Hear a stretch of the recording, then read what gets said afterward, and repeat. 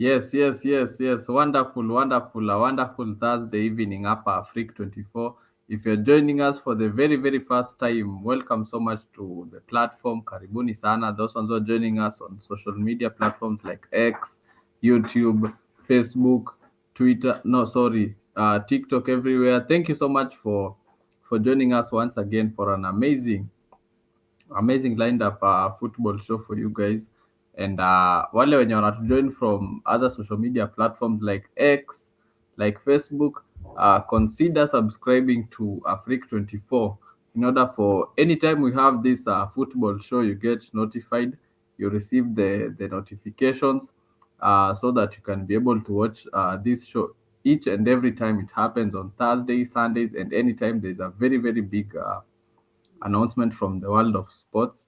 But before we get into the show that is lined up for you guys tonight, let me welcome Ndonga Mwene. Ndonga Mwene, karibu sana kwenye show. Give us your opening remarks as we start. Yes, here for the show. Okay, asante sana Ndonga Mwene, karibu sana kwa Freak 24. We have a lot lined up for you guys today. But before we get deep into the game today, first of all, there is a lot that is happening in the world of football across Europe and also here in Kenya. Kuna vitu mob ambazo zinafanyika. Some we have to discuss them, but of course yesterday we had a very let me say surprising game, because for the first time Grimsby was able to beat Manchester United. The last time they played was in the 1940s, or a very long time. So it is a historical moment for Grimsby to be able to beat Manchester United at their home club, and of course they are playing in the lower leagues, and for them it is a very big moment having achieved that. But before that, leo tumeona the president amesema he has paid a small portion for the Harambee Stars players for the affordable housing, and so they have to pay the remaining percentage. Amewapatia mkato wa hiyo housing levy, which is a good thing. And Harambee Stars, they have World Cup qualifiers coming up on September, and there is a lineup yenye Benny McCarthy ametutolea, of which there are a lot of people missing wenye wamekuwa kwa hii chan, and it is quite controversial, so we have to discuss them, tujue what is happening, what is not happening. So let me play the let me yeah, that is our lineup. In goal, Farouk, Brian Buire, Brian Omondi, and in the defense kona Sili, Sylvester Wino, Alfonso Mija, Collins Sichenje, Michael Kibwage, Rooney Onyango, Abud Omar, Lewis Bandi, Richard Odada, veteran, Alpha Onyango, Duke Abuya, Manzur Suleiman Okwaro, Timothy Ouma, Ben Stanley, Marvin Abuire, and in the forwards we have Emmanuel Osoro, former Kenya Police striker. We have Will Lenkupae, tuko na Job Ochieng, tuko na Boniface Mushiri, the Ulinzi Stars veteran. We have Michael Olunga, and we have the young Ryan Wesley Ogam. So my question to my panel is Ndonga Mwene. Ndonga Mwene, why do you think Austin Odhiambo is missing in our team?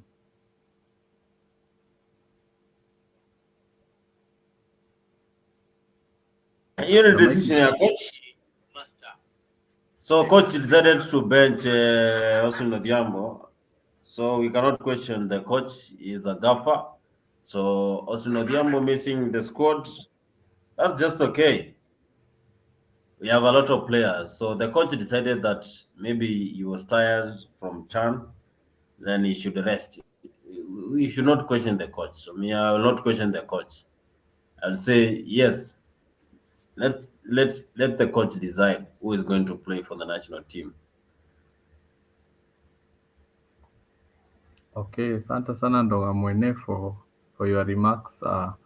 But for me, I will disagree with what you say, that we shouldn't question the coach. We can question because opinions are different, but at the end of the day, everyone is entitled to their own opinion. So it's not bad if you choose to disagree with the coach. And also, some of the players whom I feel are very good are missing. Somebody like Sakari. I think Sakari has been good in the Chan tournament. So I I do question why he didn't maintain his spot. Also, reports are saying that Marcelo Uma is injured at the moment. That's why he's not able to play. And also somebody like Mohamed Bajaber also is missing, who has been quite well for the team. And I don't agree with the with the call up of Rooney Onyango. Hiyo hapo coach kidogo I will disagree with the call up of Rooney Onyango, because I feel like hapo the coach is making a mistake. But either way, let us wait and see, because Kenya has some very good games lined up in the in the World Cup qualifiers that is set to happen on next month, September. But before that, as you can see there in my scrolling text hapo, uh, Boniface Mushiri amepata promotion to the senior rank corporal in the Kenya Defence Forces, a recognition of his outstanding contribution to both his club and the national team. So kudos to Mushiri for the promotion. And we have an interview that was done to him up at Freak 24. Let me play that small clip of the interview yenye alifanyiwa. Unafeel aje about game 10 men down 2 games in a row? And I think Kuwin ilikuwa but the improvement from the team, the performance from the team, it was amazing. So it is not about luck. We deserve to win because if you see the shift we have put out today, we deserve this win. So congratulations to the boys, and we continue from here left and face Zambia. Tumepiga timu mbili zenye zimewini tournament 2 times in a row. Atmosphere iko aje hadi message to even Ben McCarthy? Kila mtu ako happy, but we have to be humble and stay grounded because to speak carried away. We have a lot of work to do. So for me, I believe we need to be humble and work hard behind the scene. Nobody, I think so many players believe that we are going to lose the game today. Hiyo ni mpira wa Uganda, sisi football ni mchezo. So yes, that is Boniface Mushiri.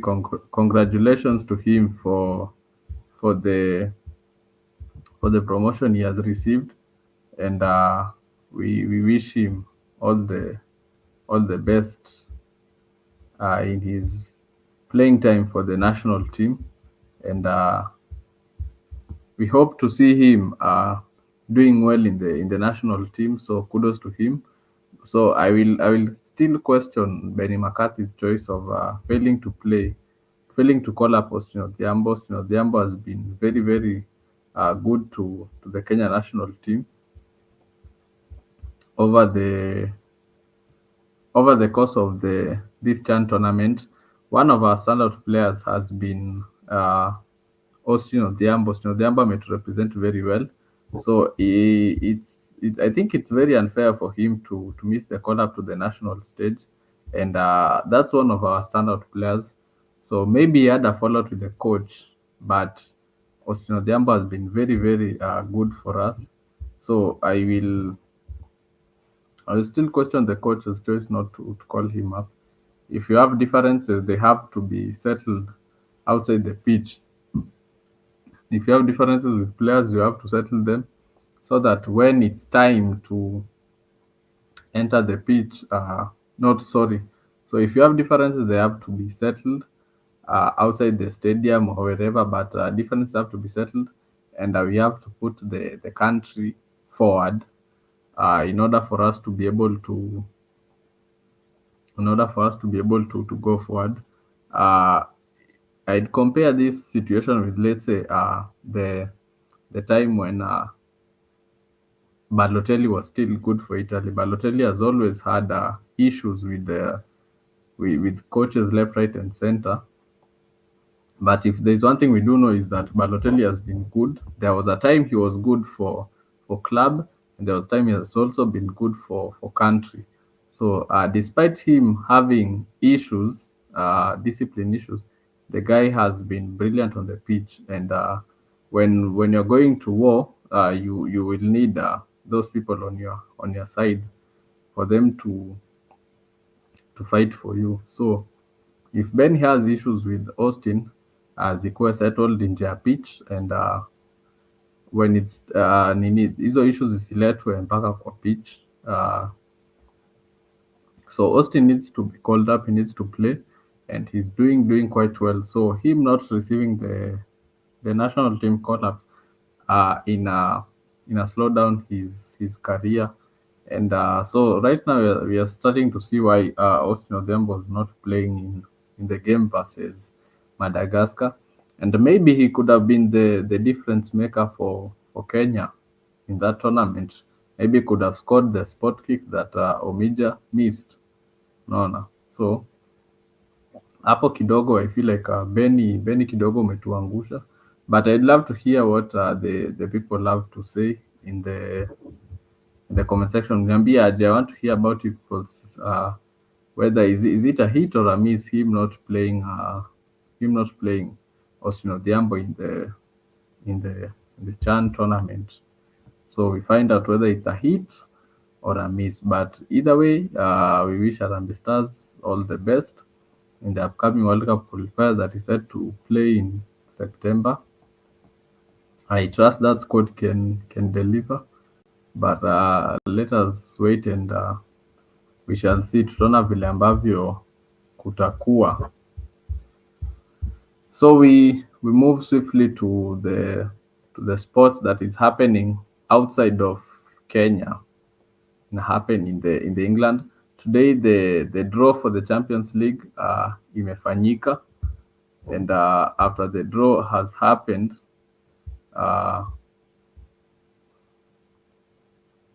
it's a new format. The Champions League format itself is new, and so there are surprises, but we'll get to that. So for now, we have to talk about the big game that happened yesterday. And surprisingly, as you can see in my lower thirds, Grimsby waliweza kubandua Manchester United through the penalty spot kicks, and it was a good game to watch because I catched it live from the start till the end. So Grimsby started well. They started very, very well. They started on a high note, and those guys they implemented their style of play very, very fast, and those guys were aggressive with the ball on their feet. Walikuwa wana move very, very fast, and in that process of them moving very, very fast, they were not giving United a chance to settle in the game. And also the 12th man on the pitch iliwasaidia sana because those guys walikuwa na defend vizuri. We Jalala, karibu sana. Sema host, niambie. Yes, welcome sana to Africa 24 Jalala. Yes. Last time mafans walisema ulitoroka kuwa cooked. Niko hapa, leteni hiyo cooking. Mtu ametoroka cooking ni coop, walikuwa na mbwemo ameuza pena. So yes, the last time you see, I mentioned to you guys and I said Spurs was going to get 3 points against City, and everyone did not believe me, and we got the 3 points. Tulikuwa hapa na kina Curtis walisema ati umetoroka ati utakuja ile wakati City imeshinda. Ati utakujanga ile wakati ya City imeshinda. Nilikuwa busy. Niko hapa sasa hivi. Bado tunaweza ongelea hiyo game. Si ati ni kitambo sana, unaona. Anyways, karibu sana Jalala. So mkiona hapo kwa lawatazi yangu, yesterday Manu wameshangazwa, watu wamepigwa na Grimsby. Hiyo ni timu ya huko the lower league divisions huko. Hata tuko na superstar wetu huko Clark Oduor, hata kama alimiss penalty. But those guys played well in the first half. Despite United coming back in the second half, Grimsby deserved the 3 points, and the best team indeed really won. And it's starting to look scary for Amorim, because hata uliona jana kwa game alikuwa anabadilisha tactics game ikiendelea, and he made so many changes, but still they were not able to win that game against Grimsby, and ilikuwa playoffs. Jalala, what do you think of the yesterday game? Hiyo game, first of all, lenye huyu Amorim nadhani nilisema kwa hiyo group chat, Amorim ni fraud. Huyu jamaa mimi sijui alikuwa anashinda magame aje akiwa huko Portuguese nini league. So as in unaiangalia unaweza sema tu yani hiyo ligi sio a good base level ya ku compare with these other leagues, because inakaa the competition over there is not high level competition, unaona, because amekuja kwa Premier League. I guess in his second season naweza sema for Amorim, na we are not really seeing anything. Nilisema kabla hii season ianze kwa show, nilisema Amorim ni one of the managers atakuwa under pressure ya kustart vizuri, since Manu fans wako down, they're down bad, so they need to see something. They have not been seeing anything from the past, I don't know how many coaches. Amorim himself, I'll be honest, mimi naona hata ni kama Ten Hag angekuwa anafanya so much better na hii squad Manu wako nayo kuliko what Amorim is doing. Amorim kitu kwanza nadhani hiyo system yake nadhani inamfail, na nadhani yeye mwenyewe ajui kucheza his own system, kwa sababu if you look in the league kuna other coaches wanatumia the same system, kama coach wa Fulham na kina Iraola, coach wa Bournemouth, na hao wanacheza front foot football, wanacheza attacking football, unaona. But mimi nikiwatch Manu, anytime I watch Manu, I don't see anything, unaona. I don't see the idea, I don't see any patterns, I just don't see anything, unaona. Ni kama tu wamekelewa tu hapo kwa pitch, na kama jao nasema Amorim alikuwa na tactics board hapo kwa bench against team ya sijui wapi, fourth tier division. Akona tactics board hapo kwa bench. Surely huyu jamaa inakaa ni kama level hayuko on this level ya kucompete, na very soon inakaa hata yeye atafuta kazi hata mbele ya Graham Potter vile inaendelea hivi. Na juu sioni anything from Manu, sioni anything. Manu alikuwa amefurahia ma signings, nini we are making good signings from the Premier League proven, but we are not seeing anything, unaona. Hatuoni anything. Bado wako na Bruno Fernandes the rat hapo anafanya tu hakuna, but hey, I'm happy. Manchester will always be blue, so mimi si complain. Okay, asante sana Janata. Boni unaonaje hiyo game ya jana? United wametolewa na team hata si hata ya League 1, not even in the division, niko huko, it's below League 1. What do you think of that game? Yes. Jalala, tangu mpigwe last week sijakuona, lakini so hata wewe nimekuona tu leo. nikakukumbusha mlipigwa.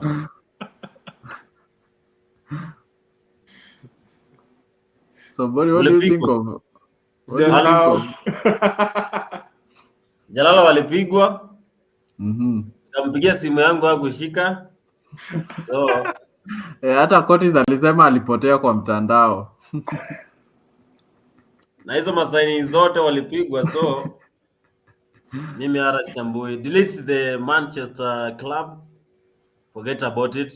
List both Manchester United and Manchester City. Forget about them. You don't care about their win. So yesterday's that small team, sijui ni Grimsby ama ni Grimsby, sijui nini, ililima vijana wa Amorim. So Man U ishaisha, yache club ikuwe relegated. We don't care about Man City and Man U. Zikwende. Hasa timu inapigwa na timu iko 4th league ama sijui ni league what. But pia shida sio coach, ni mentality ya wachezaji. Wako negative yani, hawafikirii kitu.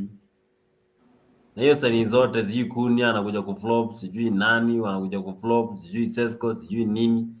Hakuna kitu. Delete the entire club, forget about Man U and Man City. So, fake teams. So Bonnie, which color is Manchester if it's not red and it's not blue? We don't have Manchester. I'm saying both of the clubs. Ngoja uone Sunday saa 2 Burnley. Wale vijana wanasakata mpira. Wale vijana ni wadogo wa Burnley. Ngoja uone. Lead the entire club bana. Anyway, thank you, Bonnie, for those remarks.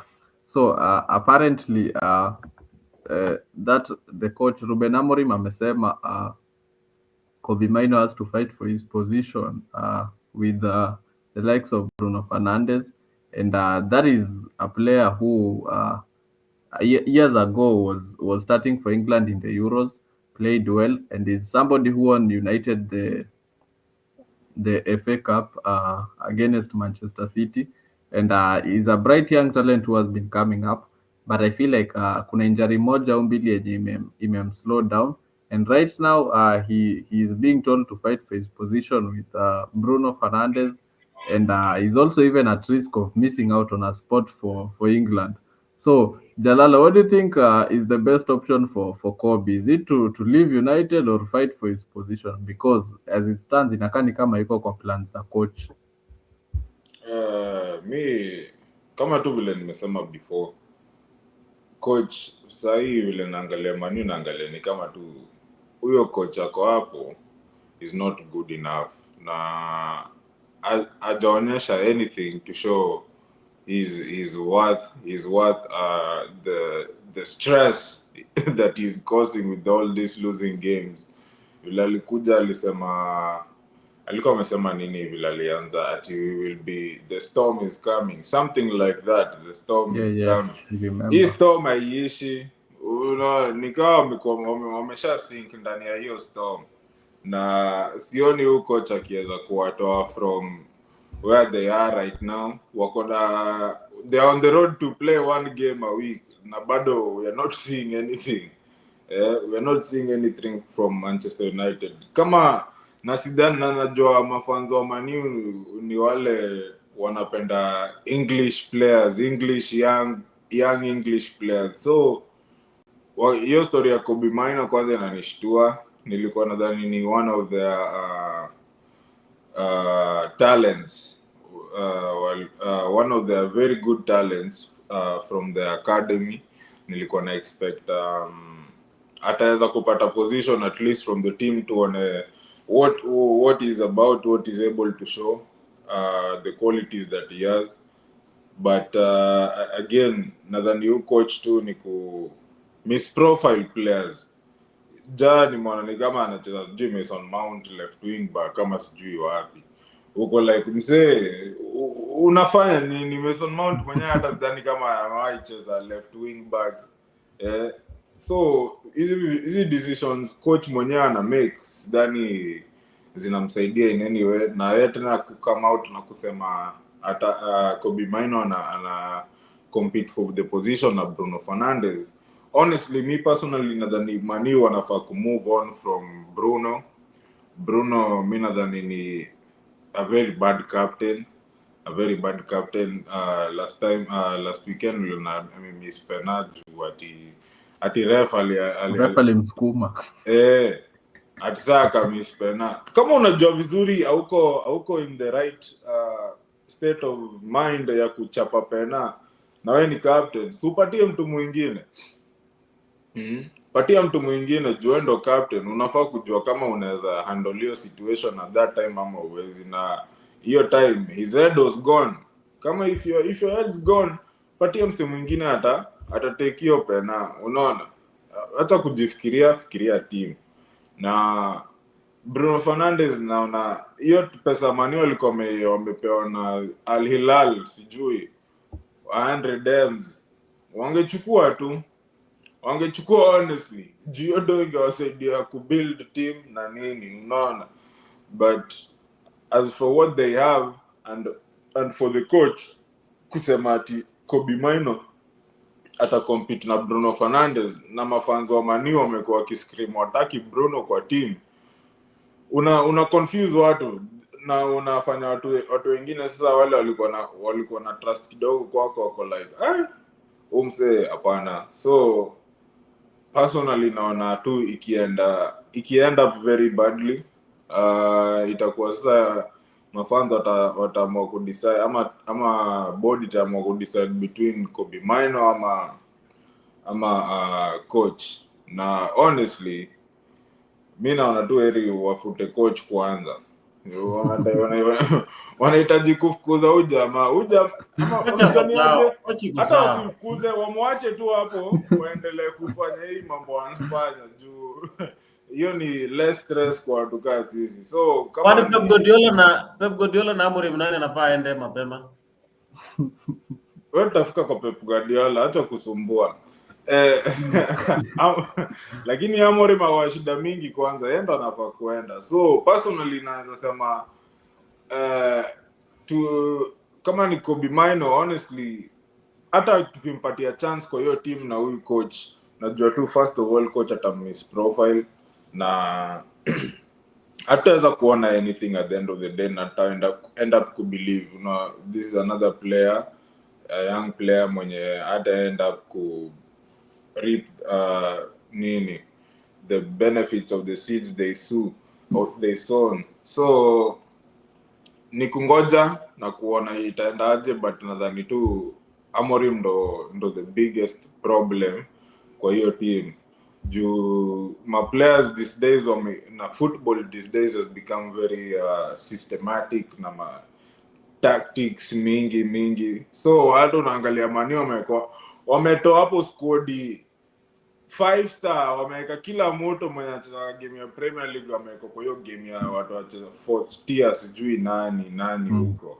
Na bado ama players wenyewe hawezi produce anything, juu at the end of the day ama players nikawa wafikiri wenyewe, unaona, ni wanangojea instructions from the coach. Coach atasema nini, na hapa hata maplayer nyinyi maplayer mmecheza high level, mna compete na part-time footballers huko Grimsby, na bado wanawachapa, because at the end of the day si kila kitu ati ni tactics ama nini, pia ni how much you want it. Na ama players vile walikuwa wanacheza nika pia hawana idea of anything, unaona, na hawana idea, yani hawana hiyo hanga, ni kama wanataka kushinda game on their own. Juu kama coach anakupatia instructions zenye hazisaidia, hazijakuwa zikisaidia, might as well mnaingia hapo pitch na mnafanya ile kitu nyinyi mnajua, unaona.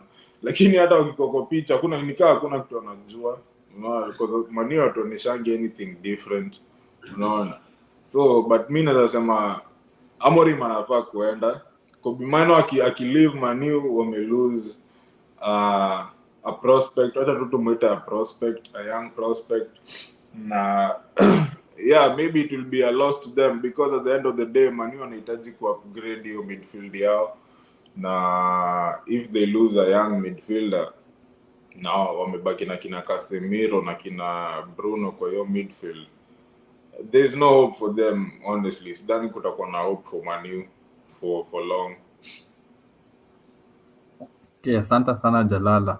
So let me hear from you, Boni. Boni, is it right for Kobe Maino to fight for his position with the club captain Bruno Fernandes, and Bruno is supposed to play in the 10 position? Is it right for the youngster to fight for his position with the success that he has had in his young age? I think the coach is a bit confused from what he's doing, because I don't think whether this is the right decision. Kobe Maino, having just graduated from the academy 8 months, and then the success that he had during the last two seasons. So I think giving him that role and also trying to compare him with Bruno, that is quite impossible because Bruno is a very talented player, almost more than 30 years. Someone who has played World Cup and he has the experience. So Kobe Mano is just a youngster who is coming up, the likes of Yamal, the likes of Cole Palmer.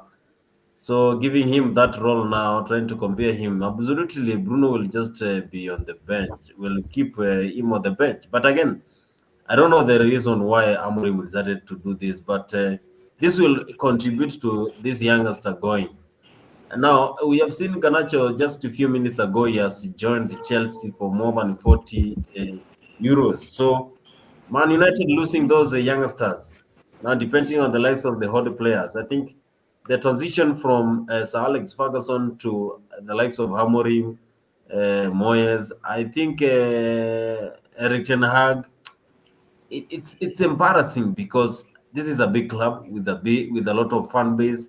So fans are really frustrated to see the kind of things going on at Old Trafford. So I think the coach is a bit confused because the pressure coming out from external sources is very intense. So Man United, they need time to rebuild. Otherwise, they will be relegated this season. Okay. Thank you so much, Bonnie, for that wonderful submission. And as you have said, it's recent that Alejandro Garnacho has signed for Chelsea, but we'll get to that. Before that, draw imefanywa leo ya Champions League, and it's uh, it's a good one because I believe kwa hiyo group stage will have quite some good games. So wacha tuweke hapo kwanza the first draft hapo. We have this one. Bayern hapo, Bayern iko na Chelsea, iko na Paris, iko na Club Brugge, iko na Arsenal, iko na Sporting, iko na PSV, and Bayern hapo iko na quite some games. And also Dortmund wako na Inter, wako na City, wako na Villarreal, wako na Juve, wako na Copenhagen, wako na Athletic Club, wako na Spurs. This other team sioni vizuri. And Inter iko na Liverpool, PVB, Arsenal, Atletico, Ajax. Also hapo tuko na PSG, iko na Bayern, iko na Barcelona, iko na Atalanta, iko na Bayer Leverkusen, iko na Spurs, iko na Sporting, iko na Newcastle. Real Madrid hapo iko na City. I think it's becoming monotonous, hii City versus Real every season. City bado wako na Liverpool, wako na Juve, wako na Benfica, wako na Marseille. Chelsea iko na Barcelona, iko na Bayern Munich, iko na Benfica, iko na hapo Atalanta, iko na Ajax, iko na Napoli. Hizo zingine can't see quite well. Barcelona iko na Paris, iko na Chelsea, iko Olympiacos, iko na Club Brugge, iko na Copenhagen, iko na Newcastle. Liverpool also hapo iko na Real, iko na Inter, iko na Atletico, iko na PSV, iko na Galatasaray, iko na Marseille. So ndo hiyo draft ya leo ishatoka. So the big game hapo, kutakuwa quite some very very big games kwa this Champions League group stage. Kwanza hapo Real Madrid versus Man City, wako wa Liverpool, wako na Juventus, wako wa Benfica, they have Marseille, they have Olympiacos, they have Monaco, and they have Cannes AC. Yeah, that team hapo. So what do you think, guys? Think hii ni nini tuaje games zenye Newcastle wamepatiwa? These people too unfair on Newcastle because Newcastle are playing very very tough teams hapo, imagine Yeah. Yeah. Ni kama Newcastle wako na everyone, wako na Inter. Hapana, wako na Bayern. Wako na Bayern kweli? Ama ni nani? Newcastle wako na Barcelona. Wako na Barcelona. Wako na nani mwingine? Lazima wacheze Bayern. Mi Newcastle, na kwanza vile tulikuwa tumesema Newcastle vile tunaona wameanza saa hii,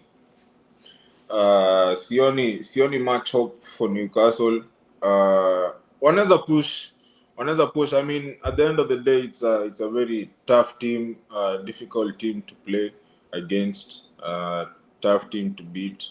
Wako na very strong players, big players, solid team. Eddie Howe, good coach, but yeah, Champions League especially nasioni kama as in wanapata some exciting signings through the door, na bado tuko na issues na stories za Isak, hatujui nini inaendelea kuivo saa hii. So Newcastle saa hii as for now sioni kama hiyo Champions League wataweza kumake any great mark. I mean you can never know at the end of the day, ina depend tu hiyo siku, hatujui kama watakuwa in good form ama games zitakuwa zimeendeleaje, zitakuwa zime-affect players aje, nani watakuwa na injury or whatever. But just looking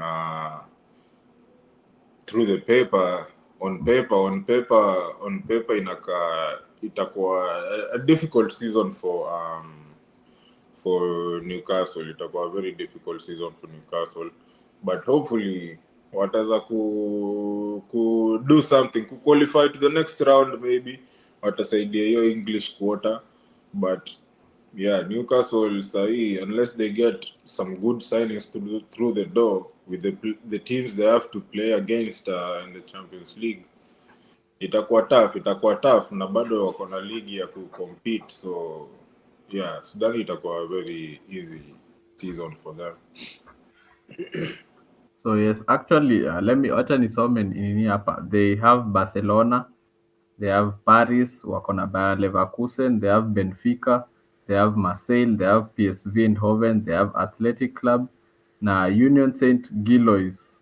So hizo ndo games wako na. So the two big games itakuwa hiyo ya Barcelona na Paris Saint-Germain, and also ya Benfica itakuwa rahisi. And today nimeona Newcastle wameamua kusaini na Bundesliga. This season ni kama Bundesliga titles zote zinakuja England, because Newcastle pia wamesign another player worth 85 million pounds, striker anaitwa Voltemada, and I think he's set to replace Alexander Isak hapo.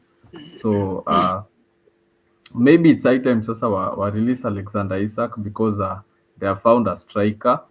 So who can let's say try to match Alexander Isak's boots. But wacha nisikie kwako Boni, what do you think of Newcastle's fixtures hizi zenye za UCL against Barcelona, Paris, Bayer Leverkusen, Benfica, Marseille, PSV? What do you think of that? In my next life, I never underrated Newcastle after those Saudi Arabian guys took over. You saw the kind of signing that they brought to the team, the likes of Bruno Golmares, the likes of Joe Linton, Dan Burn. I think they have the best squad. Newcastle is not a small team. You saw what they did during that time they played Liverpool. 10 man. They were almost cruising against Liverpool. So I'm not even underrating Newcastle. I love that team mentality of playing, the spirit which they bring to the pitch. So they have the squad that is wanted to play in the Champions League. So Newcastle is a big team. I'm still shocked. Newcastle can a beaten team. Tell me which team cannot be beaten by Newcastle. Which? Yeah, but Newcastle is not a big team. No one cares about Newcastle. That's why you're Jalala, saying Newcastle. no. Relax. Newcastle won against Man City for the It is first time fine. and they won It 30 is cup fine, for the but 8 years old. but you cannot What say are you Newcastle saying? is a big team. No one cares about Newcastle. Even the signings you have seen. How many signings how many players have said they've chosen not to go to Newcastle, No, and you they've see, gone to nobody another cares. team in the Premier If League. if you don't care about Newcastle, don't say no one cares. Because we care. It won against Man City. Okay. Okay, okay, asante sana. Okay. Newcastle ilipata kikombe ya kwanza kutoka kwa timu gani? Ni Si sawa. Liverpool. At Liverpool.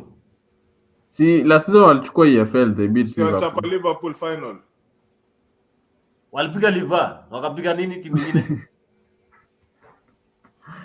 Kwani final Unanitafuta. ni game ngapi? Si final ni game moja boni. Lakini walikuwa wamepiga Man City pia. Na hiyo ni timu kubwa. Look, on any day unaweza beat anyone. Hiyo ni sawa. Unaona, but huwezi kaa chini hapo useme Newcastle is a big team. No one really cares about Newcastle. No one cares about Newcastle. Ndo hata players wangapi wamejaribu kusaini na wamekata kwenda Newcastle. Wako na Isak mwenyewe hapo hataki kuwachezea tena. Yeah. So huwezi sema kwa sababu Isak atakwenda to a big team, unaona? So huwezi sema Newcastle is a big team. It's not really a big team. They're trying to be a big team, unaona? They are making the steps towards being a big team, but they're not really a big team. They don't make noise that we are worried about Newcastle. No, not really. Okay, asante sana Jalala. And also today I saw before even the UCL predictions, I predicted Chelsea will play against Barcelona, and I said that is one game which I would love to see because it will be the Highline versus the Maresca Tactics, and that game will be happening this season. Chelsea wamekuwa nini, wako na one game against Barcelona, and Jalala, what do you expect of that game? Can Chelsea wanaweza endelesha kenye walianzisha nini in the Club World Cup? Can they replicate that? I mean, ita depend vile kwanza season itakuwa inaendelea.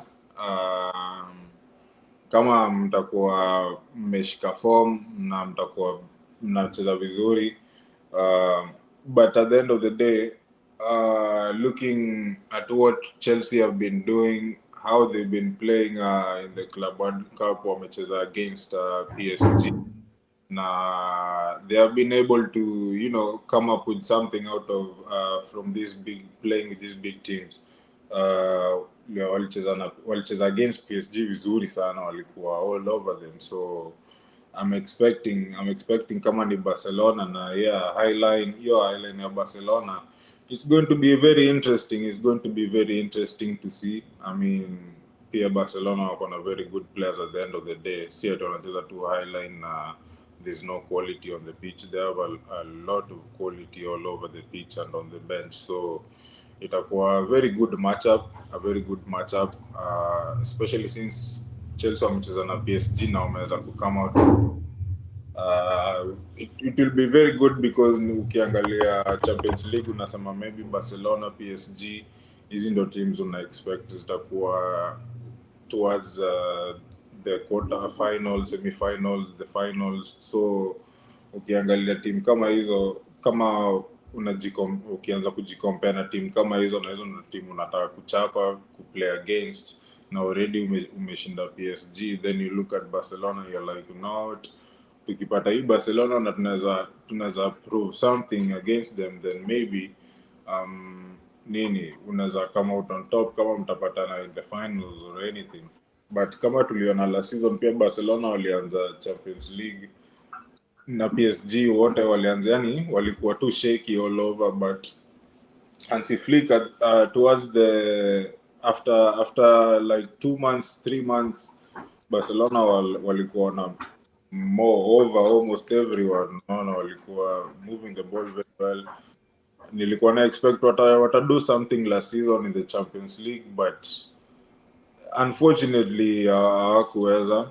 but yeah, this season I'm expecting to see more from Barcelona in the Champions League. So yeah, it will be a very interesting game. I think it will be very and it will be a very good watch as well. So kutakuwa na mabao kwa hiyo game because there will be a lot of quality on the pitch from both sides. So yeah, it will be a very good game to watch. Okay, asante sana Jalala. And also still on Barcelona. Barcelona wameuza Inigo Martinez to Al Nassr and is yet to be replaced, and saizi ni Araujo anashika, and the Barcelona fans have been critical about Araujo for years because wanasema yeye ndo uwanga anapeananga Barcelona during the big moments like ile game ya Barcelona na Paris. Alipata red card early which compromised the game, and last season people are saying that he failed to make the block yenye ilifanya Achebi akafunga hiyo bao ndio game ikaenda extra time. And Inigo Martinez has been good for Barcelona, particularly last season, and as of now is yet to be replaced. So my question to you, Dalala, how big of a miss will Inigo Martinez be, or should they sign a new defender? Yeah, that would be a very big miss. Honestly, I didn't know. Hata nimejua tu sasa hivi vile umesema, na hiyo ni that is very interesting. Hiyo ni very interesting. I don't know. Sijui Arao unajua, na pia also Arao ako na ma injury issues Injuries. zake. So yeah, I think it will be a big loss. It will be a big loss for them. But at the end of the day, Barcelona, I know they are very broke right now. Wanahitaji tu pesa. So anyway, to get money, it is fine. Unaona, hajali kama wana lose the quality of the players. Because at the end of the day, there's another player coming from La Masia. So they will be fine somehow, some way. But with Araujo, hata mimi nakuanga na my own issues na Araujo. Uh, the same two complaints. I mean, sometimes you come in clutch here, but most of the time unamwona akona some bozo moments. So itakuwa very interesting to see. Maybe he's a changed player. We don't know. We just have to see if Hansi Flick will use him or we will have to get another center back. Okay, asante sana. And also nini tuaje, Madrid wako na fixture zao hapo, they are playing Man City, and Trent will be going back to Liverpool, and wako na Juve, wako na Benfica, wako na Marseille, Olympiacos, and after this draw, the question which people are saying is that Madrid versus Man City is now becoming monotonous because it's being played every season. So Bonnie, do you think this game is becoming monotonous? Who said it's monotonous? Transitioning from Lionel Messi to Lamine Yamal, it always took time. From Cristiano Ronaldo to Kylian Mbappe. Of course, there is that time that you need when you are transitioning from those quality players. But I think now Barcelona, they have youngsters, they are ready. And Xavi Alonso now arriving at the Santiago Bernabeu, they are also ready. So this season we are going to see different El Clasico because they have recognized their players. They know what they want, and most important, El Clasico. It's either Real Madrid to be beaten by Rayo Vallecano than being beaten by Barcelona because the fans they have a lot of words coming out and banter. So it's always easy for them to be beaten by Levante, Real Sociedad, but being beaten at the Clasico. You see, even the stadium how it's full to the capacity. So from what I can see is that no, there's no change. Only that transition from Messi to Kylian Mbappe. But I think now it's going to be tough. It's going to be tough. Team, I see Real Madrid they are strong. Barcelona still they are strong. They will compete during the El Clasico. So that is what I can say about El Clasico. The quality of El Clasico it has just dropped a little bit, but they are still the same team because even when you just step to Santiago Bernabeu, you know that this is Santiago. When you step to Camp Nou, you know this is Camp Nou. So even just landing there, you have the pressure to play there. Ask Jalala, Man City when they played there, they know what happened.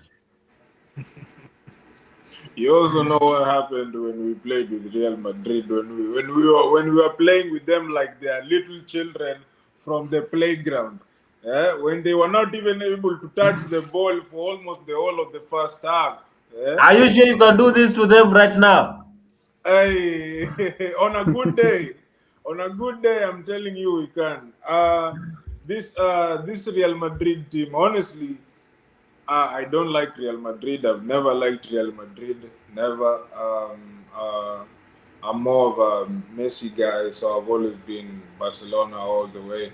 So Real Madrid, I just know them for superstars. They just have a whole bunch of superstars in the team, but they don't have a team. It's not really a team, and I think when it comes to the Champions League, you need a team. You need your whole team to be on the same page, moving in the same direction, pulling in the same direction. So honestly, Real Madrid is not a team that I'm very much worried about in this Champions League. Yeah, they might do their thing on a good day because they have quality all over the pitch.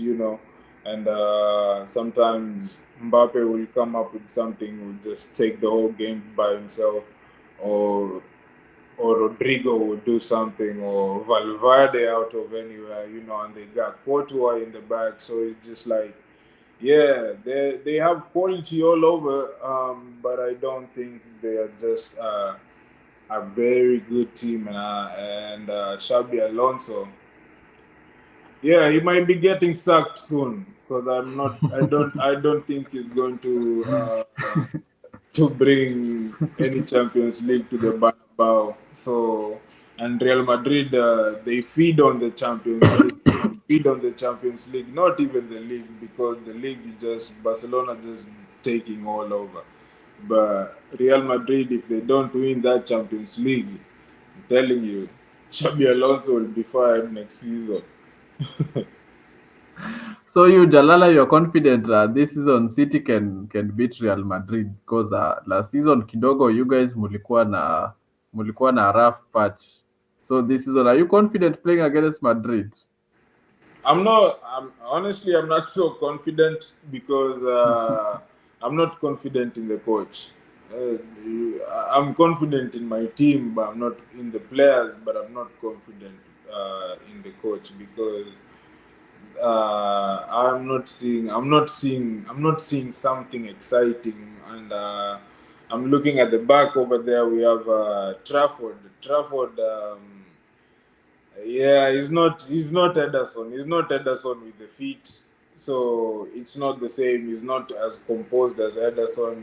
Ederson didn't really care, didn't feel pressure, no. But Trafford, come at the previous game we've just seen, eh, alikuwa when the pressure is on, it is on. Ni kama ameekelewa juu ya stove, alikuwa anawaka moto. Hakuwa anaona hizi pasi au zinaenda wapi. Maplayer wanatokea all over. Anapeana pasi nyingine ya ujinga sana hapo katika. Unaona kuna man on. Kwani wewe uoni na wewe ndo keeper? Wewe unaona the whole pitch na uoni unapeana pasi ya ujinga. So nikiangalia tukiwa na Trafford pia hapo kwa bench, kwa goal posts inakaa very tricky unless ta find a way ya kuleta Donnarumma.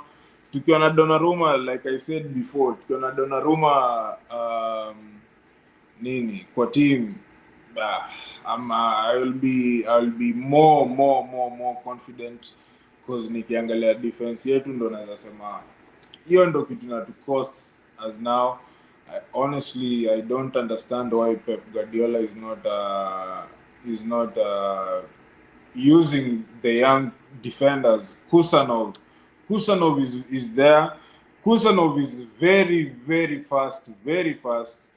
Hiyo game Toto wametuchapa hapa, wanaacha nini? Ni Brennan Johnson wanakimbia kutoka midfield manze. halfway wako peke yao mpaka huko kwa post, hakuna mtu anaweza washika because we don't have pace, we have no pace in the back line, na naona hiyo ndio kitu inatu cost sahi. So honestly until nione Pep Guardiola ameweka Kusanov kwa center back, tukiweza kuwa na partnership ya Kusanov na Gvardiol center back, hapo ninaweza kuwa more confident kwa sababu hao ni players wako very rapid. So in case of any danger, hata tukiamua tumeamua kwenda forward, si wote, in case of any danger tunajua backline kuna players wawili wako very fast, wanaweza tu okoa in case of any counter attack. But as for now tuko na kina Ruben Diaz mwenye nimeona ameextend contract tu, jamaa mi ameshaisha, msee ameisha kazi. Jalala, what happened to him? Because in 2020, 2021, Ruben Diaz was arguably the best center back in the league. After he signed from Benfica, Ruben Diaz ndo alikuwa mambo yote. I'd say even he was better than Van Dijk. What happened to him? When he first came, yeah, I was also on it. I was like, yeah, Van Dijk is nothing to Ruben Diaz. But right now, Van Dijk and Ruben Diaz, they're all looking the same anyway. But Ruben Diaz, I don't know. He's getting old. And nimeona kuna mayajama sahi pia. So ni kama anajienjoy mtaani sana, amesahau mambo ya game. But nini, Ruben Diaz kazi ni kuslip kwa pitch, kuslide, kuanguka, yani ako all over, yani he's lost his composure, na yeye anafaa kuwa ndo analidio backline, na sioni kama analidio backline to the best of his abilities, na is one of the captains in the team. So unaangalia hapo, na hapo ndo tunahitaji more changes in the team. Hapo ndo team iko most fragile, the back line. So unaangalia these are the people we need to start replacing, ama tunakuwa tukiweka kwa team on and off. Tunaweza kuwa tuna center back pairing ya Gvardiol na Kusanov. Au ni young na wako very hungry, unaona, na wako na pace, wanaweza kucompete, they have the legs. So watuka Ruben Diaz, John Stones, Nathan Ake, Akanji, hao ni wase wameanza kuzeeka, wameanza kuwa legi, wanapata ma-injuries here and there, na kama hawezi kuwa fit then hawezi kutuhelp, na kama hakuna hiyo pace kwa hiyo backline itakuwa trouble because unaangalia hizi attack za hizi teams, hakuna team iko na attack mzee, unaona. So itakuwa shida, ndo nasema kama ni Real Madrid, unless tuko na a different pairing hapo center backs, itakuwa very difficult. Plus hatuna hata right back, unaona, tuko na Matheus Nunes huko. So I mean anaweza do a job here and there, but kama tuko na Nunes kwa right back na tuko na Aït-Nouri huko kwingine, hao ndio wanaenda forward most of the time. So tahitaji at least mtoko na pace huko hapa kwa center back. So unless Pep Guardiola ta make the changes, then sioni anything different. Itakuwa tu difficult, itakuwa very difficult, itakuwa struggle, itakuwa a tough season kama ata make the right changes. But hopefully tutaweza kupata Donnarumma. Tukiweza kuwa na Donnarumma na Guardiola, Gvardiol na Kusanov hapo, at least tutakuwa na ma-warrior hapo kwa hiyo center back. So hiyo ndo the only hope I'm clinging on right now, to make hizo changes hapo kwa hiyo defense. But other than that takuwa tu sawa. Real Madrid siogopi sana. Tulishawaonyesha vile tunaweza wafanyia mambo, tunaweza wachezea game wakose kushika ball. Sijaisikia mzuri hivyo. So siogopi Real Madrid. Najua hata kama hatawachapa Barcelona watawashughulikia mahali. So hiyo hainiumi sana. Okay, asante sana Jalala. And still on Man City, Bonnie, do you think this season after last season Rodri amekuwa na long term injury this season? Will we still see the old Rodri ama injuries that derail career yake? First, I want also to point out on the backslide of Man City. It happened when they sold some of the key players, the likes of Riyad Mahrez, the likes of John Stones, Stones and is still also the there. likes of Raheem Sterling. Those are the quality players who used to shine at Etihad Stadium. So Pep Guardiola allowing John Stones to go, leaving Ruben Diaz. There was that collaboration between Ruben Diaz and John Stones. And also at the center, we had De Bruyne and also Rodri. So I think that is the mistake that Pep did. And also the injury of Emmanuel Akanji.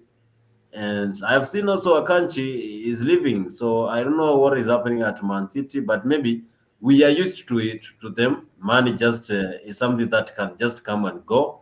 You And do it the is same thing at Chelsea. Who's you at no, Chelsea? this is my time to talk. Give me Born time. is you at Chelsea? Who's you at Chelsea? Born in your army? Who you at Sunderland? Who you at Sunderland? When you Kenya Police? Kabisa Who you at? mzee, tunacheza dhidi ya Simba tarehe 5 mwezi ujao September. Kenya Police Boni, versus Simba. Boni, you have ever said on this show when you are Jana. K-Sharks. So umeenda police tena. Liacha ukiwa K-Sharks. So I was trying to say this is the downfall of Man City. So money just come and go. Money just came to Man City and it has already evaporated. There is no money. I'm very sure they don't have money. So that's why players are going the likes of Akanji, the likes of Jack Grealish. Imagine Pep Guardiola trying to waste Jack Grealish, going to Everton and pulling 2 assists on his debut. What is that? Just to Pep Guardiola assist. is a waste of talent, and Man Just City to should us, leave them just to at assist. any Come point. on now. Jack Grealish is done, bwana. Jack Grealish is done. No. Bwana. Did you see Jack Grealish when he was playing for Aston Villa before he came to Man City? Yeah. Bro, what are you Yeah. saying? And Now he have went you to seen? Aston Villa. He went to Everton. Did you see Jack Grealish the season we won the treble when he was playing for Man City? Did you see him? Yeah, Then he after that, he was playing very, very well. Very well. what But happened? yeah, Just because the ameisha. player Football just yake went, iliisha hiyo season. no, just because the player went out to party, Pep Guardiola decided to cut him off. No, Put him on the but bench. you see, if you're putting other things as your first priority, as they're becoming too much, then you have to look at what is more important. Unaona, na pia anaendelea kuzeeka. The more unazeeka na the more unaendelea kudrink, haitakusaidia kama wewe ni athlete. Unaona, kama wewe ni athlete haitaingiana vizuri. Unaona, na anafika ako 27 28 huko. Yeah. Na he's still drinking na playing, so hatakuwa the same player, unaona, as such. Na I mean, Jack Grealish at the end of the day, ukiweka kwa pitch, show what you can do, unaona, na aliacha kuonyesha anything. Most of the time alikuwa na pass tu ball kwenda nyuma. Uko na ball, take the initiative. Wewe ndio ulikuwa unasema hapa maplayer wa Man U ni kama they are not thinking. Pia Jack Grealish ni kama he was not thinking. Unaona, fanya something, you have the ball, do something, uko kwa game, unaona, affect the game somehow. But hakuwa anaweza ku affect the game. But at the end of the day, sisi kama mafans wa Man City, hatuna complaints na Jack Grealish. He has been a very good player, a good player. I don't say a very good player for us, but he has been a good player for us, especially the season to win the treble. Yeah, alikuwa anacheza some very good football. Alikuwa na enjoy his football at that time, so I won't have any complaints or anything negative to say about him for real, because at the end of the day walituletea Champions League, so na tukashinda treble, so we can't complain too much. But all the best in his Everton career. Hapo ndo anaweza shine sahi, lakini in another big team hata do as much. I'll be honest with you guys, because at the end of the day, he has never been the guy to score very many goals. Unaona, he doesn't. Hata in his time in Aston Villa, he was not that guy who would score very many goals. He would just chip in here and there, but he was a very good ball Yes, carrier. ilikuwa impact yake.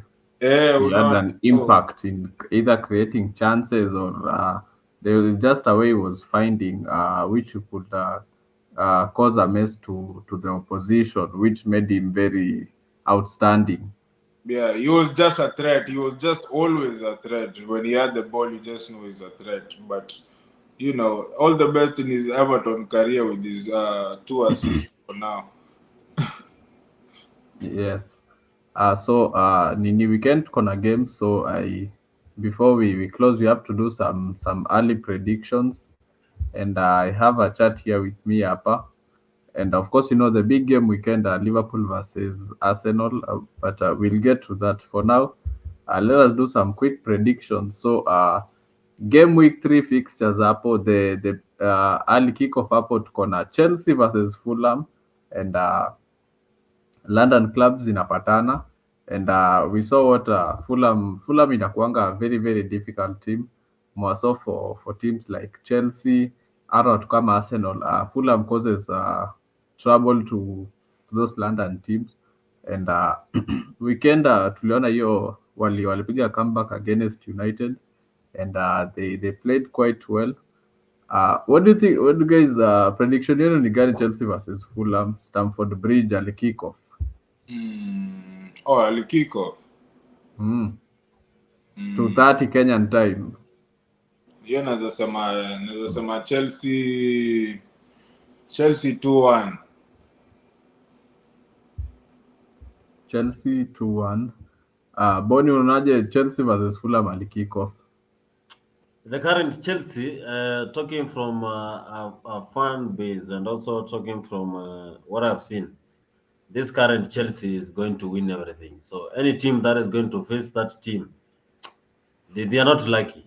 I'm just being honest. This team is going to win against any team. I've seen Bayern Munich against Chelsea, Barcelona. They are going to be cruised by this team. Any team facing Chelsea is going to be defeated. It's going to be clobbered. So Fulham to be clobbered 6 goals. Okay, asante sana Boni. So Jalali went for 2-1. Hata mimi change hata 3-1 Chelsea. 3-1 Chelsea against Fulham at the Bridge. And also, let's discuss some Chelsea football.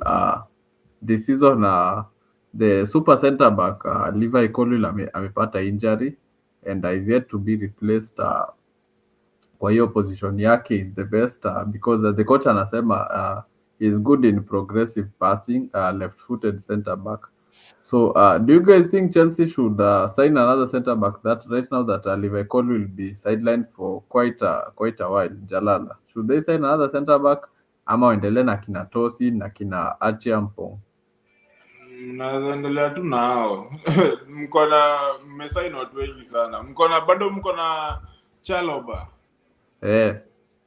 Mko na options mko nazo, but depending on how long the player will be out and the difference in quality with the other players, from the bench. So if it's going to be a big miss and if the gap in quality is going to be too big, then you might have a problem, but maybe it can be a problem the coach can solve with the players that he has, with the options that he has. But I think Chelsea will be fine, honestly. Even if Cole will get the injury, I think Chelsea will be fine. They should be fine. But Mesain Garnacho na huyo ni horrible player. I want also to tell you, Jalala, Man United will regret selling this academy graduate to Chelsea. Garnacho. I'm telling you this for free because me, I know the impact of academy graduates. Someone who has been nurtured by senior team in the English Premier League. Garnacho But knows football. Now he's going to be given a chance at Chelsea. Chelsea, they are going to play Carabao, Champions League, FA Cup, sijui nini. So they have a lot of tournaments. So they are going to give that boy that competition. And I'm very sure for the 7 years, Garnacho, when Manchester United is going to play Chelsea, Garnacho will be given the first priority to play against them. And he will score. of Watch course, out. he might because football. This football. It is always scripted. So yeah, if it happens, you Manchester United and Chelsea are playing for sure. He will be in the starting lineup for sure. And just these football stories. Somehow he'll end up having a goal or having a very good game. But Garnacho is someone I don't really rate highly. I don't even rate, so I am not worried about Garnacho. So whether he's in the team or the team is not gonna make a big difference. I mean, he was given the opportunity in Man United. He was playing almost every week, and we were not seeing anything. So I am not expecting him to do anything. Uh, his quality on the ball it is not amazing. So yeah, I'm not really worried about Garnacho. But you're the Chelsea fan, so you can tell me. Okay, okay. Asante sana Jalala. And also, before the window ends, Chelsea and Spurs are linked to Xavi Simons, but we all know Spurs nini wanga wanapenda kubottle on signings. So if Chelsea sign Xavi Simons, where does he fit in the starting lineup? Because that's somebody who has a good track record in terms of getting goals and assists for Leipzig. He has been quite well. Also for the national team, his numbers are not that bad. So, question to you guys before we get to Boni, Jalala, if Chelsea sign Xavi Simons, where does he fit in the starting 11?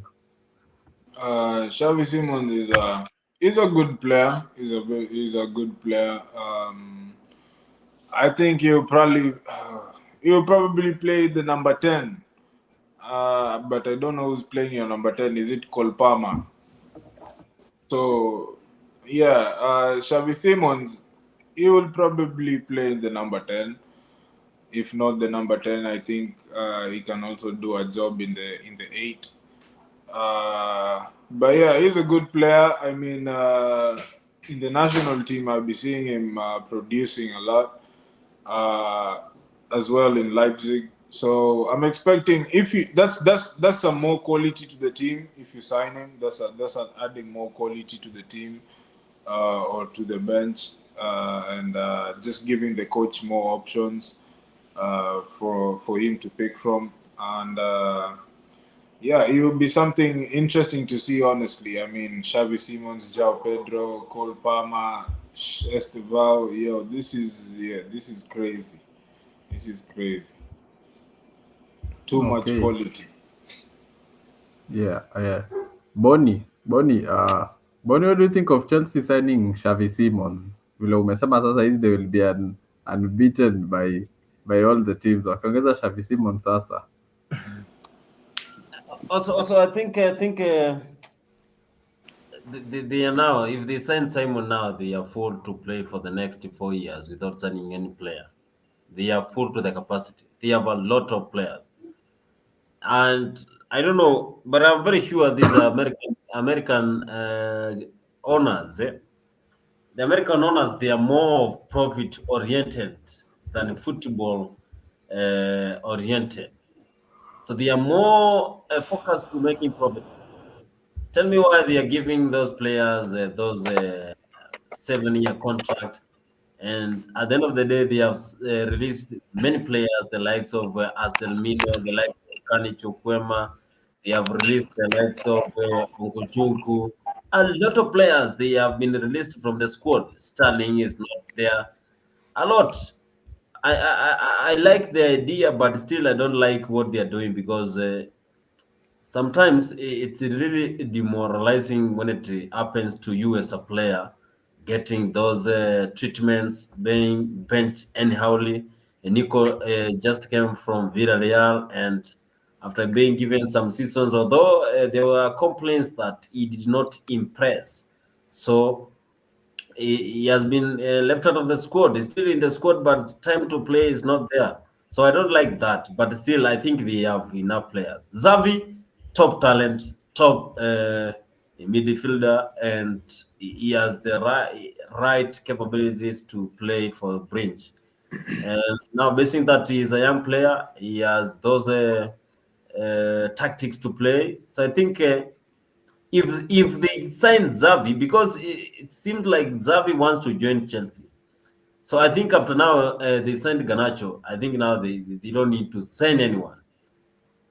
They don't need to sign anyone. They are full to the capacity. I think that is all when it comes to Chelsea. They should not sign any player for the next 4 years. For what? So you don't want Xavi Simons?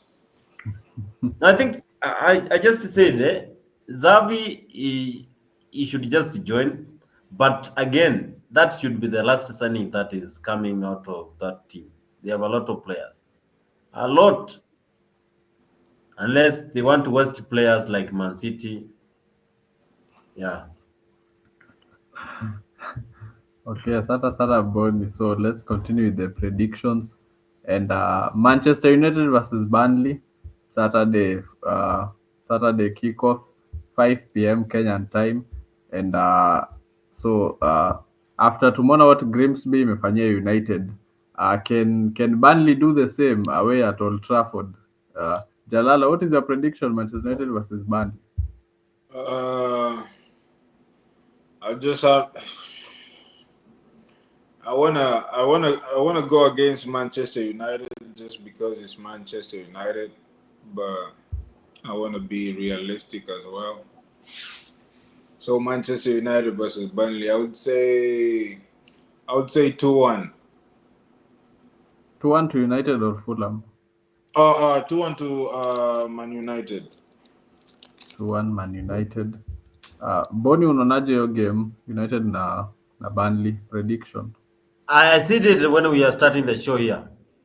Burnley, they have young talents. I saw them play last season. Although they were not lucky, they were relegated. But this team, it's a team to watch. Now they have Kyle Walker in their back line there. It's not going to be easy. It's not going to be easy. It's not going to be easy. Burnley might give a surprise against Man United. So I would say 2-0 for Burnley. Oh, sawa, Santa Boni. And Tottenham Hotspur versus Bournemouth. And right now, mafans wa Tottenham na Arsenal wako na kiburi because they feel like they are lonely at the top with 6 points.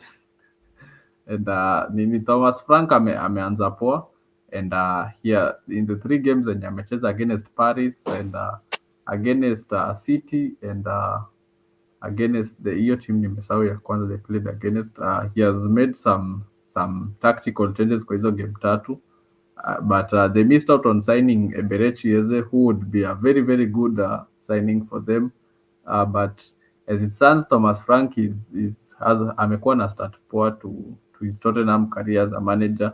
So what do you guys think of Tottenham versus Bournemouth, Jalala? I think it is going to be a very good game. Bournemouth are also very attacking, and Tottenham as well with Thomas Frank the same. I think it is going to be an exciting game to watch, but I think Thomas Frank will just get the edge over Iraola. And considering Tottenham is also at home, I would just give the win. So I would say Tottenham, yeah, 2-1 Tottenham. 2-1 Tottenham. And Boni, unaonaje Bournemouth na Spurs, Boni? 2-0 Tottenham. Thomas Frank, of course, absolutely the likes of Richarlison Very easy game. Easy game for Tottenham. Spurs, they are very lethal when it comes to their front three.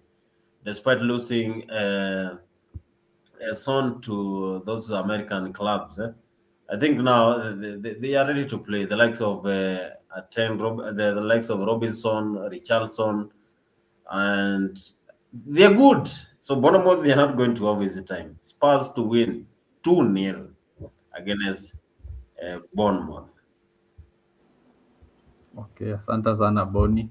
And we also have Boni, the team that you're supporting, Sunderland versus Brentford. Big match day for Sunderland. Wameanza poa.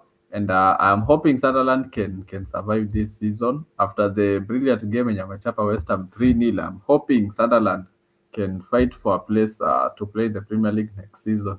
But Jalala, what do you think of Sunderland versus Brentford? Score prediction. It's going to be difficult. I'll say 1-0 Sunderland. 1-0 Sunderland. Boni, timu yako unaonaje Sunderland na Brentford? Piga hao watu kama tunamaliza. Sunderland 4.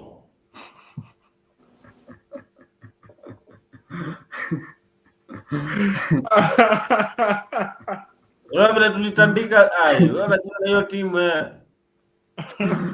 Timu ni yako. Timu ni jamo. Tunangoja manzile tuitandike. So Boni umesema Sunderland ni 4-0. Na si prediction yangu bana. Na timu ni yangu. Okay. Imekubalika. So Sunderland 4, Brentford 0. And Brighton versus Manchester City. Brighton watakuwa at home at the Amex against Man City. And that also will be a good game. And Brighton haven't had the best start to the league. Tomorrow last week they lost to Everton. And jamaa wetu Welbeck alimiss penalty. So Jalala, what do you think of the Brighton versus Manchester City game? Can Brighton cause you guys some trouble? I think they can cause some trouble. At the end of the day, we know Brighton plays some good football, and on a good day, they are a very good team to watch.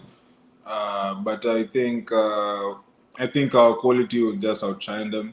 I think next week it'll be just another game that we gotta just go through it. But I think we'll do the job. We'll just do the job. We'll be able to get the job done. So I'd say Manchester City 3-1.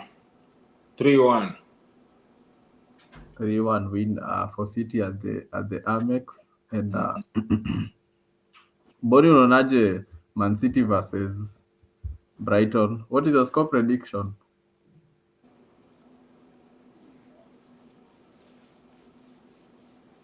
Boni. Ameenda kulala. So I think tunapoteza Boni. Man City kichwa. Man City kichwa. How scoreline prediction?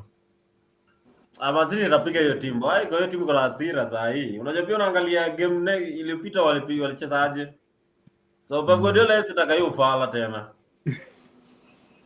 Hataka hiyo ujinga na ligi ndio inaanza bana. So hapo tu timu inaparana hiyo timu pia naionea tu huruma tu. Kiroho safi. Okay, so Boni hujatupea score prediction. City 3. City 3 away at the Amex. And tukimalizia sasa the big game that is to be played on Sunday hapa 6:30 Kenyan time. Arsenal, Liverpool will be at home hosting Arsenal. Hii game itakuwa kubwa sana. So we saw what the 16-year-old did at Newcastle versus Liverpool. Rio Ngumoha, very good young talent at 16. Amecheza poa in the preseason, and right now in his first game hapo coming on as a substitute was able to score the winner for Liverpool, though against Newcastle after the red card, and Liverpool going 2-0 up in the first half. Second half, Newcastle put in a spirited fight. And if anyone was watching that game without knowing angesema hata ni Liverpool ndo alikuwa na red card because the way Newcastle dominated in the second half, but luckily they stole the win courtesy of Rio Ngumoha. So Jalala, unaonaje hii game ya Liverpool versus Arsenal hiyo inachezwa Anfield on Sunday? Liverpool versus Arsenal. Hiyo itakuwa game nzuri sana. Hapa nataka mtu mmoja drop points, mimi nifurahie. So Unaanza saa hii kusema timu drop point bana. Wallahi timu yako ni weak. Your team is very weak. If saa hii unasema timu drop point na ligi ndio inaanza. si kama mnacheza against each other kuna mtu ana drop point. Nini shida? There is something you said that you want to be happy because a team is going to drop points. So you have to catch up with them. Kwani mimi napenda Liverpool ama mimi napenda Arsenal? Si mimi nafurahia wakichapwa. No, ungekuwa umewin dhidi ya Tote, ungesema ati team will drop. Your team is very weak bana. Accept that. Man City is a weak team. Umeshinda bodi. Lakini wewe ngoja tupatane na Sunderland. Tuone kama sana Man City. Where's bigger Sunderland? Sawa. Hesabu tano tena. Huko mnatuachia Ruben Diaz huko nyuma. Wewe ngojea Sunderland nakwambia hesabu tano mzuri. Yaani unatuachia Ruben Diaz huko nyuma kama last man na alafu Sunderland inakuja na hizo tikitaka. Tikitaka gani? Like Liverpool na Arsenal, mimi nasema hiyo game itakuwa game noma sana. Naweza sema draw. Hiyo ni 1-1 draw at Anfield. Mbona unaonaje hii game ya Sunday?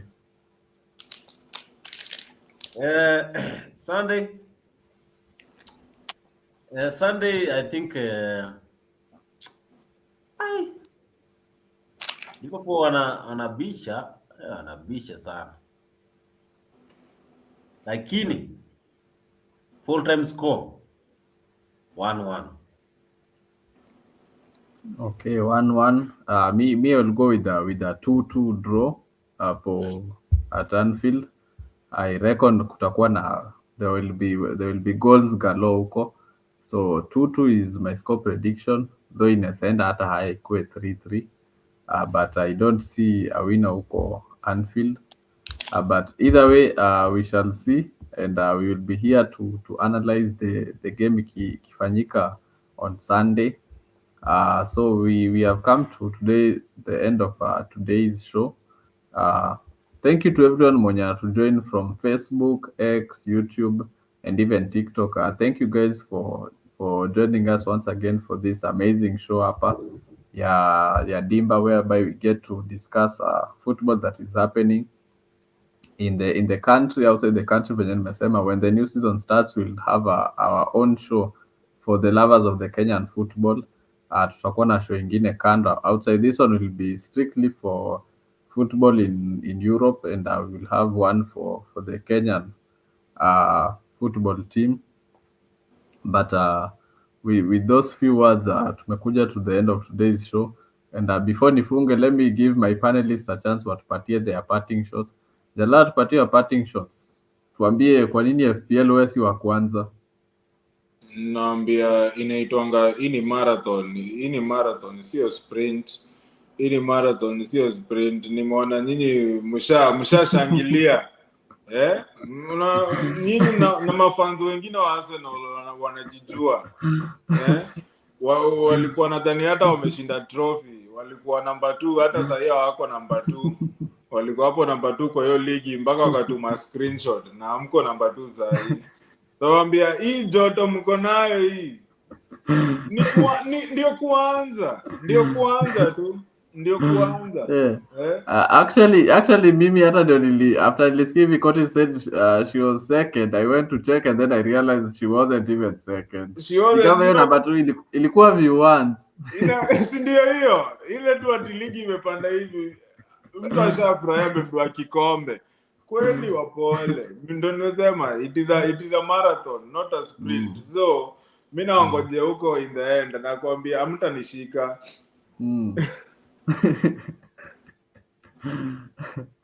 Okay, asante sana Jalala, thank you for joining me tonight.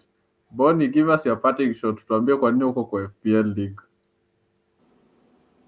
Parting shot zangu ni asante pia Jalala pia napenda sana kukuona because mimi I really hate Man City because tangu pesa ikuwe introduced pale Etihad ndio nyinyi mafans wa Man U mlihamia huko, lakini pesa imeisha. Unaona pesa inaisha, wachezaji wanaanza kuteseka. Jalala soon tu utarudi kwa timu yako, lakini mimi kama shabiki wa Sunderland na ngoje sana siku Sunderland itacheza dhidi ya Man City. Ndige hiyo timu. Pia mimi nangoja, usikose show. Siwezi kosa, siwezi kupigia simu huwezi shika, unajua ulipigwa na Tote. Hata Cotty amesema ulihama WhatsApp. nilikuwa na important things to take care of. But anyway, Body, you tell us why you're not in the FPL League. Mimi niko.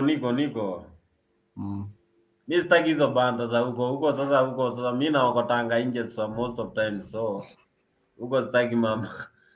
Huko you don't want to fly to England to watch a game. Unaweka Cole Palmer hapo, next time unamuona tu ako huko anasikiza reggae. Sasa hiyo ni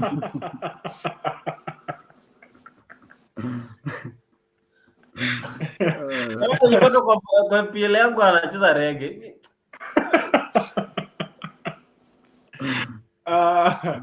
Bwana kwa na mambo. Huko kwenu huko kwa FPL naangalia tu naangalia tu pole ya maji, chini ya maji.